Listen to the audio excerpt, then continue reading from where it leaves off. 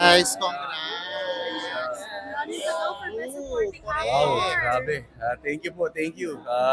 Isang karangalan para po sa akin yun dahil first MMFF ko to, tapos napabilang pa sa mga nominado, di ba? So, isang malaking karangalan po, pero more than anything else, I would say panalong-panalo na. Sa suporta pa lang po ng bawat Pilipino sa lahat ng kalahok this MMFF, this 50th anniversary.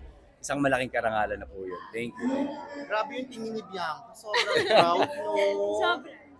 Ano masasabi niyo na sobrang umuulan ng mga magagandang comments ng pelikula? Grabe, sa totoo lang, hanggang ngayon, wala ako masyadong tulog kasi kaka-check ng social media. At di lang yun, ang dami pong tumatawag sa akin, magulang ko, pamilya ko. Grabe, hanggang ngayon, parang punong-puno yung puso ko. At siguro ito yung mga bagay na lalong magpapahumble at lalong magbibigay ng inspirasyon sa akin to work harder.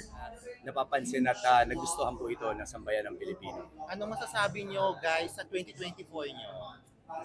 Our 2024, I would say it's beautiful. It's perfect. Parang itong huling bahagi ng taon na ito yung parang magbibigay ng icing dun sa cake, di ba?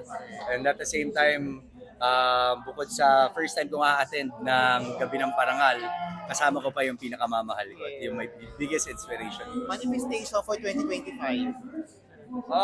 Maging masagana at mabiyaya para sa ating lahat. Makagawa pa po kami ng maraming mga proyekto kung saan makakapagbigay tayo ng inspirasyon. And maging healthy, hindi lang yung aming mga katawan, kundi yung relationship naming dalawa. Because sabi ko nga, kaming dalawa, wala namang bilang lahat ng tagumpay kung hindi siya yung kasama ko.